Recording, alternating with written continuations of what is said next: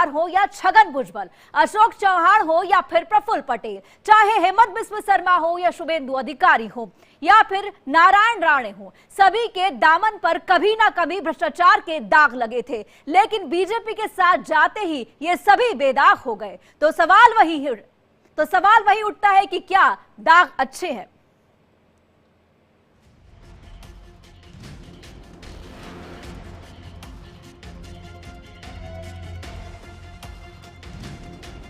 अजीत पवार को clean chit.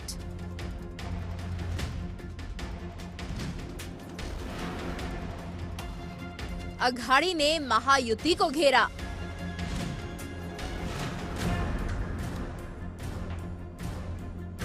बेनामी संपत्ति मामले में राहत।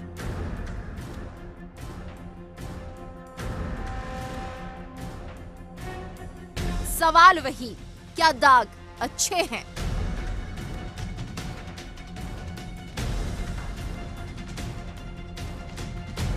मुझे उसके बारे में कुछ नई बात कर दी है। Thank you very much. 5 दिसंबर को शाम 5:30 बजे डिप्टी सीएम की शपथ और 7 दिसंबर की दोपहर होते होते 1000 करोड़ की बेनामी संपत्ति के मामले में अजीत पवार को क्लीन चिट मिल गई। अजीत पवार को ये राहत इनकम टैक्स अपीलीय न्यायाधिकरण से मिली है। कोर्ट ने अजीत पवार और उनके परिवार के खिलाफ बेनामी संपत्ति से जुड़े सभी मामले को खारिज कर दिया है, जिसको लेकर कई सवाल उठने लगे हैं। मैं भाजपा के साथ कब गया हूँ बोलना। 1.5 साल हो गया, तो 1.5 साल क्या हुआ? कुछ भी अगर उन्होंने जो भी एलिगेशन किया वो सच्ची, उसमें सच मानना पड़ेगा, ऐसा नहीं है। हर एक को अपील करने का अधिकार है और उन्होंने डिसीजन दिया है। आपको जानबूझकर बदनाम करने का षड्यंत्र लग रहा है? मुझे उसके बारे में कुछ नई बात कर दी है। Thank you very much. Ajit Pawar को 1000 करोड़ रुपए की बेनामी संपत्ति के मामले में मिली राहत के बाद विपक्ष हमलावर हो गया है। शिवसेना, उद्धव गुट और कांग्रेस अब बीजेपी पर तीखा हमला बोल रहे हैं। उन्होंने कटाक्ष करते हुए कहा कि ये तो होना ही था। बीजेपी एक ऐसी वॉशिंग मशीन है जहां भ्रष्टाचार के सारे आरोप धुल जाते हैं। अजीत पवार जी की प्रॉपर्टी भी जब्त की, मनी लॉन्ड्रिंग दिखाया, 1000 करोड़। दोनों सदमे में गए, प्रेशर में आए, उनका चेहरा उस वक्त देखने लायक था, लेकिन बीजेपी में चले गए। प्रफुल्ल भाई पटेल की प्रॉपर्टी मुक्त हो गई, मनी लॉन्ड्रिंग का धब्बा निकाल दिया, वॉशिंग मशीन में डाल दिया, 300 करोड़ की प्रॉपर्टी फ्री कर दी। अजीत दादा पवार कल शपथ ली बीजेपी के साथ मोदी जी के उपस्थिति में। तो करना ही था, उसमें कोई बड़ी बात नहीं थी, ये कोई नया अचंभे वाली बात नहीं है। स्पष्ट रूप से क्लियर है कि जो उनके साथ रहेगा वो क्लीन चिट को पाएगा। आयकर विभाग के अधिकारियों ने दावा किया कि ये सब बेनामी संपत्तियां थी, लेकिन आयकर विभाग के दावों को ये कहते हुए खारिज कर दिया गया कि उनके दावों को साबित करने के लिए पर्याप्त सबूत नहीं है।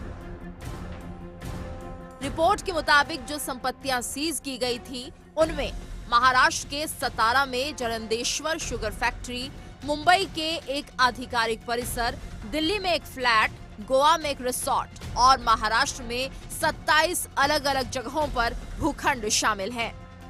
ये फैसला महाराष्ट्र में सरकार बनने से पहले आया। ऐसे में सवाल उठना भी लाजमी है कि आखिर क्या वजह है कि जिस अजीत पवार पर बेनामी संपत्ति के आरोप लगे थे, सरकार में आते ही उन्हें क्लीन चिट मिल जाती है।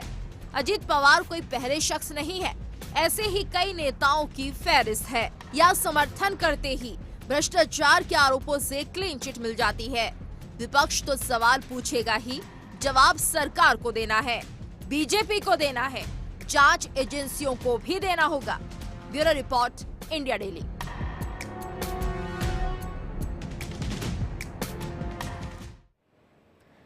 तो बीजेपी के पास कौन सी वॉशिंग मशीन है और कौन सा वॉशिंग पाउडर है कि जितने भी दागी नेता आते हैं उनके दाग धुल जाते हैं। तस्वीर मेरे पीछे आप देख रहे हैं, ये महाराष्ट्र की सरकार की तस्वीर है। यहां पर आप देख रहे हैं कि यहां पर मुख्यमंत्री है देवेंद्र फडणवीस और 2 डेप्यूटी सीएम हैं, एकनाथ शिंदे और अजीत पवार। अजीत पवार 6 बार उप मुख्यमंत्री पद की शपथ महाराष्ट्र की ले चुके हैं। और इसके बाद मैं आपको बता दूं कि पहले भी जो है अजीत पवार यहां पर बीजेपी के साथ आ चुके हैं 2019 में। उससे पहले जो है खुद यही देवेंद्र फडणवीस जो है वो आरोप लगाते थे कि कभी ना कभी अजीत पवार चक्की पीसते नजर आएंगे। लेकिन अब क्या हो रहा है, अब दाग जो है धुलते नजर आ रहे हैं। इसमें भी बैकग्राउंड में जाएंगे कि 2019 में क्या हुआ था, कौन से दाग उस वक्त खुद अजीत पवार ने अपने धोए थे और इस बार कौन धो रहा है। इस पर बात करने के लिए सौरभ दुबे राजनीतिक विश्लेषक हमारे साथ है, प्रदीप सिंह जी है राजनीतिक विश्लेषक है और साथ ही साथ संजय हेगड़े है प्रवक्ता है शिवसेना शिंदे गुट से। तो संजय द्विवेदी भी हमारे साथ जुड़ गए हैं, शिवसेना यूटीबी से है। तो सबसे पहले मैं यहां पर विपक्ष से ही बात करना चाहूंगी, विपक्ष क्या कहता है। विपक्ष कई बार आरोप लगा चुका है कि बीजेपी के अंदर जितने नेता आते हैं, दागी नेता आते हैं, उनके दाग धुल जाते हैं। संजय द्विवेदी जी, सवाल आपसे है, क्या कहेंगे आप। विपक्ष लगातार आरोप लगाता रहा है। देखिए, हम आरोप तो लगा रहे हैं लेकिन आरोप सही भी तो हो रहा है ना। जो आरोप लगाने वाले कौन, बीजेपी के नेता। बीजेपी नेताओं सब पे आरोप लगा, चाहे असम हो, चाहे पश्चिम बंगाल हो, चाहे बिहार हो, चाहे जहां भी हो, आरोप तो बीजेपी के नेता लगा रहे हैं। और भ्रष्टाचार मुक्त का नारा अटल बिहारी वाजपेयी दे रहे हैं, वो माननीय प्रधानमंत्री जी दे रहे हैं। तो भारत भ्रष्टाचार मुक्त कैसे होगा? भ्रष्टाचार मुक्त ऐसे होगा कि आरोप लगाओ और जितने भ्रष्टाचारी उनको अपने पास ले लो।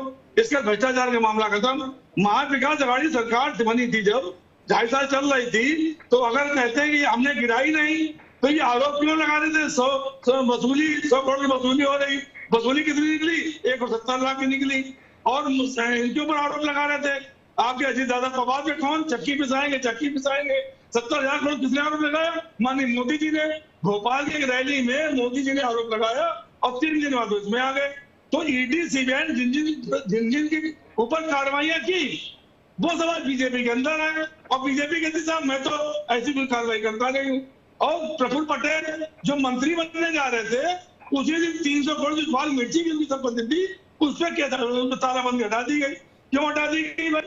अगर ये जो लोग हैं जो इनके पास आ रहे हैं, चाहे असम के मुख्यमंत्री हो चाहे जो भी लोग हो, तो अगर विपक्ष में रहते हैं, कांग्रेस में रहते हैं, शिवसेना में रहते हैं, एनसीपी में रहते हैं, तो ये भ्रष्टाचारी हो जाते हैं। और जब इनके पास आते हैं तो ये बिल्कुल बेदाग हो जाते हैं। तो ये इस तरह की जो राजनीति चल रही है, हमारी जनता भले ना देख रही है इस समय, लेकिन जनता की एक ना एक दिन इस बात पे आंखें खुले जरूर खुलेगी कि जो ये हो रहा है ये क्यों हो रहा है, कैसे हो रहा है। आप एक व्यक्ति की मदद करते हैं और आरोप लगाते हैं पूरी पार्टी पे और उसके उसको शामिल कर लेते हैं, पार्टी तोड़ देते हैं। अभी दिल्ली में क्या हुआ? जिस मंत्री के ऊपर आरोप लगाया गया वो मंत्री इनकी पार्टी में आ गया, तो क्या बेदाग हो गया वो? फिर ये लोग कहते हैं साहब कार्रवाई चल रही है। चलते चलते देखिए आज क्या हुआ? अजीत दादा पवार 1000 करोड़ की बेनामी संपत्ति से पूरा परिवार बेदागी हो गया, पूरा परिवार खत्म, मतलब उसमें आ गया। तुम कोई आरोप ही नहीं, साधु सन्यासी हो गए वो।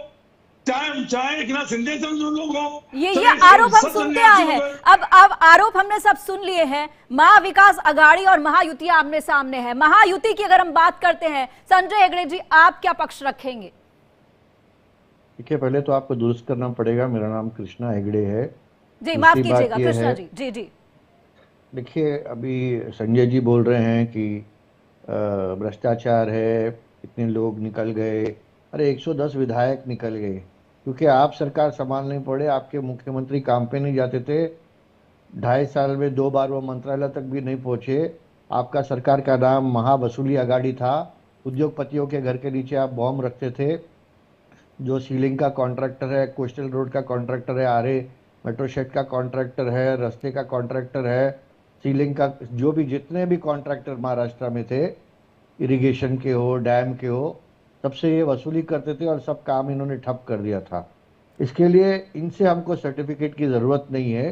दूसरी बात यह है कि जो आपने अजीत दादा पवार के बारे में बोला, उनका जारंडेश्वर जो शुगर मिल है वहाँ पर आपने ठीक कहा, इनकम टैक्स की रेड हो गई। उन्होंने वहाँ पर अपील में गए, 2 साल के बाद अपील की सुनवाई हुई और वो बरी हो गए। तो उन्होंने लीगल प्रोसेस जो है वो फॉलो कर दिया। जी। नारायण राणे जी के बारे में आपने कहा, नारायण राणे जी के घर में अवैध बांधकाम का मामला था, अवैध बांधकाम उन्होंने हटा दिया तो वो मामला हट गया। तो ऐसा नहीं है कि सभी जो 110 विधायक इनके वहां से हमारे पास आ गए और सरकार बनाए वो सब भ्रष्ट थे या ऐसा कुछ थे। यहाँ पे अपने आप में कॉन्ट्रडिक्शन है। आप कह रहे हैं कि इनकी वसूली की सरकार थी, वसूली वाले लोग थे, इन पर वसूली के आरोप लगे हैं, उनमें से कुछ वापस जो है आपके गठबंधन में शामिल हो गए। जी जी जी। नहीं, वसूली इनके नेता कर रहे थे, उद्धव ठाकरे जी कर रहे थे, कांग्रेस के बड़े नेता कर रहे थे, जो मुख्यमंत्री थे तभी के वो कर रहे थे, उनके सहयोगी कर रहे थे। दूसरी बात है 3 साल से ये लोग जो है सिर्फ आरोप ही लगाते थे और ये लोगों के लिए काम करना ही भूल गए थे। और जनता की अदालत में ये बार लोगों ने निर्णय दे दिया कि किसने काम किया और किसने नहीं काम किया। अगर ये काम करते थे तो ये जीतते थे। नहीं संजय जी, मैंने आपके बीच में नहीं बोला, मैंने आपके बीच में नहीं बोला, आपके बीच में मैंने नहीं बोला। तो आप थोड़ा, संजय जी आप एक वरिष्ठ और सीनियर सिटीजन है, मुझे सोचना अच्छा नहीं लगा। देखिए मैं तो इतना बता रहा हूँ सिर्फ आपको, मैं कुछ नहीं कह रहा हूँ। उन्होंने काम किया होता आप बोलिए, अरे कुछ काम करना तो आप ही लोग क्या हालत हो गई। जो वहां अभी इनका घर 16 विधायक नहीं है इनके पार्टी के पास। इनके पूरे महाविकास आघाड़ी में जितने विधायक है उससे 11 विधायक सिर्फ शिंदे सरकार के पास, शिंदे जी के पार्टी में है, शिवसेना में है। और अगर पूरा महाविकास, आप लोग एक एक करके बात करेंगे तो ज्यादा समझ में आएगा, आप लोग एक एक करके बोलेंगे तो ज्यादा समझ में आएगा। 235 के ऊपर हमारे पास विधायक है। तो जनता की अदालत ने, जनता ने पूरा निर्णय दे दिया कौन सही था कौन झूठा था और वो एकदम क्लियर हो गया है। तो कोई संकोच की बात नहीं। आने वाले दिनों में भी ये जनता के सामने तस्वीर कुछ और होती है, पर्दे के पीछे कुछ तस्वीर और होती है। हमारे साथ राजनीतिक जी, आने वाले दिनों में भी ये कंप्लेन करते रहेंगे और हम काम करते रहेंगे, लोगों के हित में योजनाएं देते रहेंगे और फिर से जीतते रहेंगे। इनका एक ही काम है, कंप्लेन करते रहो, कंप्लेन करते रहो। जी जी, हमारे साथ राजनीतिक विश्लेषक भी, एक बार उनसे भी बात कर लेते हैं। सौरभ दुबे जी, आपके पास आना चाहूंगी। हम यहाँ पर अजीत पवार की बात कर रहे हैं कि किस तरीके से 1000 करोड़ का जो मामला था ये क्लीन चिट इसमें मिल गई है। 2019 की हम बात कर रहे हैं, जिस पर मैं पहले बात करना चाह रही थी कि 2019 में भी ऐसा हुआ था जब उन्होंने उप मुख्यमंत्री पद की शपथ ली थी। महज 80 घंटे के लिए वो उप मुख्यमंत्री रहे थे महाराष्ट्र के और देवेंद्र फडणवीस मुख्यमंत्री थे। उस वक्त भी उन पर 70,000 करोड़ का जो आरोप लगा था, जो फाइलें थी उस वक्त उनकी वो बंद हो गई थी। तो ये जो है एक ना कहीं अगर हम बात करते हैं सिर्फ अजीत पवार की अगर हम बात कर रहे हैं तो पहले भी ऐसा हुआ और अभी भी ऐसा हो रहा है। इस पर क्या कहेंगे आप? देखिए, मैं तो पूर्ण रूप से मानूंगा कि इस पे जो है विपक्ष है, जो उद्धव ठाकरे जी की शिवसेना है या उनके अन्य सहयोगी हैं एनडीए अलायंस के, ये तो उनकी कमजोरी साबित करता है। इतना बड़ा चुनाव हुआ महाराष्ट्र के अंदर, क्या किसी भी भ्रष्टाचार के मुद्दे पर इन्होंने किसी नेता को घेरा? क्या किसी भ्रष्टाचार के मुद्दे पर ये लोग किसी नेता के बारे में रैलियों पर बोले? नहीं बोले ना। जो मुद्दा अभी इनको ध्यान में आया जब ये हार गए चुनाव, तो उसके पहले इनको ये मुद्दा क्यों नहीं उठाया इन लोगों ने? भाई अगर इतनी बड़ी वहां पर भ्रष्टाचार के खिलाफ उनके ऊपर आरोप लगे थे तो आपको तो चुनाव में इस मुद्दे को लेकर के जाना चाहिए था। इसका मतलब आप जो है वो चूक गए। अब दूसरी चीज पर मैं आता हूं। देखिए, भारतीय जनता पार्टी के अंदर ये बात कही गई थी कि अजीत पवार जी के ऊपर आरोप लगे हैं, तो भारतीय जनता पार्टी की जब सरकार थी उन्होंने जांच तो कराई ना। आप खुद कह रही हैं, आपके चैनल पर रिपोर्ट आई है, रिपोर्ट आने का मतलब जांच हुई है और जांच होने का मतलब भाई जो जांच कराना सरकार का कर्तव्य होता है वो कराया गया है। अगर जांच को लेकर के कोई समस्या है तो वो कोर्ट में जा सकते हैं विपक्ष के लोग, लेकिन जो तरीका है वो तो यही होगा। अगर कोई आरोपी है, किसी के ऊपर भ्रष्टाचार का आरोप लगा है तो उसकी जांच कराएगी जहां भी सरकार होगी। मुख्य बात यह है कि जिस प्रकार से अजीत पवार की तो बात कर रहे हैं, उद्धव ठाकरे जी जिनको एक स्वर्णिम काल था, मुख्यमंत्री बने थे, उनके नीचे उनका गृह मंत्री 100 करोड़ की वसूली कर रहे थे और 100 करोड़ की वसूली में उनको इस्तीफा देना पड़ा था। इस प्रकार का इतना बड़ा आरोप उनके गृह मंत्री के ऊपर लगा। लेकिन कहीं ना कहीं मुझे लगता है कि ये जो उद्धव ठाकरे जी शिवसेना है या अन्य विपक्षी दल है, ये साठ-गांठ करके रखते हैं, क्योंकि अजीत दादा जब इनके साथ थे। 10 सेकंड दीजिए पूजा जी। जी जी जी। नहीं, राजनीतिक विश्लेषक जी हमारे जो हैं, 10 सेकंड दीजिए मुझे। मैं आपको अवसर दे 10 सेकंड दे दीजिए। उन्होंने क्यों नहीं इस बात को रखा? मजबूती से रैलियों में इस बात को रखना चाहिए था ना कि अजीत पवार भ्रष्ट तो ये विपक्ष की कमजोरी है कि वो मुद्दों को भुना नहीं पाया। बेसिकली आप ये कह रहे हैं। संजय जी, आप अपनी बात खत्म कीजिए जल्दी से, ताकि मैं जो है प्रदीप जी के पास जा सकूं। जी देखिए, राजनीतिक विश्लेषक जी हैं, आप बीजेपी प्रवक्ता मत बना करिए, पूरी पहले जानकारी कर लिया करिए, तब डिबेट में आया करिए। और अरण बोलना से कोई फायदा नहीं है, बीजेपी प्रवक्ता की नहीं करिए, हमें कोई इतराज नहीं है। तो गुण वसूली जो आरोप लगाया गया था, जो कमिश्नर लगाया था, कमिश्नर गायब हो गया, आरोप लगाने नहीं आया, और वो आरोप टोटल आगे सिर्फ जुड़ा जाके चलिए जो कहा गया है। प्रदीप जी हमारे साथ हैं, उनसे हमने अब तक बात नहीं की है। प्रदीप जी का ही पक्ष सुनते हैं, राजनीतिक विश्लेषक है। प्रदीप जी, आप क्या कहेंगे बीजेपी के स्टैंड पर? यहाँ पर एक बात कहना चाहूंगी, जिस वक्त 2014 में बीजेपी की सरकार बनी थी, वहां पर साफ कहा गया था प्रधानमंत्री की तरफ से, ना खाऊंगा ना खाने दूंगा, लेकिन कहीं ना कहीं जितने भी भ्रष्टाचारी थे उनके पेशानी पर पसीने आ गए थे कि अब हमारा क्या होगा। तो लेकिन उसके बाद जब 2014 के बाद सरकार बनी तो 23 दागी विपक्षी नेता बीजेपी में शामिल हो गए थे। वहां से कहानी शुरू हो रही है। विपक्ष लगातार घेरता रहा है कि जिन पर भी दाग लगे होते हैं, ईडी हो, सीबीआई हो, इनकम टैक्स हो, जिनके छापे पड़ते हैं, जिनके खिलाफ केस होते हैं, वो कहीं ना कहीं बीजेपी में शामिल होते हैं और उनकी फाइलें बंद हो जाती हैं। प्रदीप जी नमस्ते पूजा जी। देखिए, अब चर्चा की शुरुआत उससे पहले देखिए मैं बताऊं, राहुल जी जो है सुबह से लेकर शाम तक सदन में बस एक ही चालीसा गाते हैं, जिसे अडानी चालीसा कहा जाता है, और वहीं उनका शासन है तेलंगाना में, और वहां पे इन्वेस्टमेंट आता है। जब वही संबंधित व्यावसायिक घराना उनके यहाँ इन्वेस्ट करता है उनके शासित राज्य में, तो वो जिस प्रकार से वो साफ हो जाता है, वो बढ़िया हो जाता है, उसी प्रकार से सत्ता पक्ष भी तो कह सकता है ना कि भैया आप लगाते रहे आरोप, आप लगाते रहे। अब आज की जो चर्चा का विषय है कि उनकी बेनामी संपत्ति को छोड़ दिया गया, तो भाई वो ट्रिब्यूनल है, ट्रिब्यूनल एक संवैधानिक संस्था है। आपको परेशानी है तो क्या हमारे यहाँ पे देखिए मृत्यु दंड भी राष्ट्रपति तक जाकर के आजीवन कारावास में बदल सकता है, वो व्यवस्था ऐसी है। तो आप जाइए ना, न्यायालय में किसने रोका है विपक्ष में दम सम्मिलित होकर, जैसे इंडी गठबंधन बना के इतने सारे कार्यक्रम किए, इंडी गठबंधन की तरह से एक एंटी करप्शन गठबंधन बनाइए और जाकर के करिए। कि कौन से संविधान की धारा ने आपको रोका है? परेशानी क्या है कि आपको आरोप लगाना है। और देखिए, पक्ष विपक्ष की तो बातें खैर चलती रहती है, सत्ता पक्ष जो है आरोप लगाता है विपक्ष पे, और विपक्ष अभी आप बताइए, हमारे एलओपी को तो मतलब संविधान की कॉपी दिखानी है, लेकिन संविधान एक बार भी पढ़ा होगा कि नहीं होगा, इस पे अभी संशय है। और कम से कम जिस बात को लेकर के आप जाते हैं सदन में, उससे संबंधित तो नियम पढ़ लेना चाहिए। अब जैसे हम लोग डिबेट में आते हैं, हम सारी चर्चाएं तो नहीं कर सकते, लेकिन अगर बता दिया जाए कि हाँ इस फलाने टॉपिक पे है, तो उस पर पूरा होमवर्क करके हर वक्ता जाना चाहता है, चाहे वो नेता हो, वरिष्ठ पत्रकार हो। खैर पत्रकारों का तो आजीवन अनुभव ही रहता है, तो उनसे कौन पार पा सकता है, उनके पास तो हर बात का जवाब होता है। लेकिन पक्ष और विपक्ष अपना काम करके जाते हैं। तो मेरा सीधे सीधे से यह कहना है कि अरे भैया आरोप लगा रहे हैं, कुछ कॉन्क्रीट करिए। विपक्ष का बहुत ही प्रभावी काम होता है, जनता के बीच में जाएंगे। कम से कम आप ये तो कह सकते हैं कि हमने इंडी गठबंधन केवल चाय पीने के लिए नहीं, हमने एंटी करप्शन के लिए भी किया। ये घोटाले हुए, हमने उस पर हायर कोर्ट में हमने जाकर के अपनी याचिकाएं दायर की।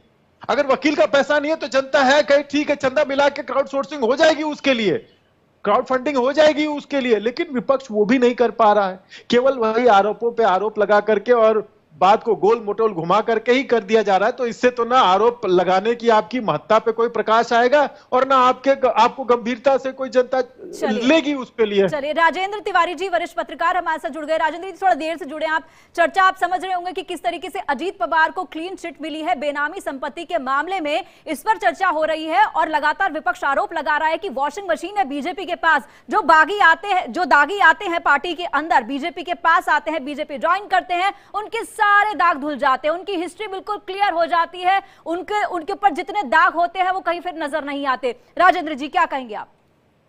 नहीं, ये बात तो आप कह रही हैं वो सही है, इसमें कोई कहने की बात नहीं है। अजीत पवार जिनकी बात इस समय हमें लगता है उसी के संदर्भ में बात हो रही है। जी। अजीत पवार के बारे में 27 जून 2023 को प्रधानमंत्री ने भोपाल में अपने बूथ वर्कर्स को संबोधित करते हुए जो आरोप लगाए थे, और उसके ठीक एक हफ्ते के बाद अजीत पवार डिप्टी सीएम बन गए थे। तो इससे क्या साबित होता है? अब विपक्ष क्या कर रहा है क्या नहीं कर रहा है वो अलग इशू है, लेकिन जो चीजें हैं, हिमंता बिस्वा शर्मा कितना मतलब कितने करप्ट पॉलिटिशियन थे अमित शाह के शब्दों में, आज वो अमित शाह के सबसे खास लोगों में से है।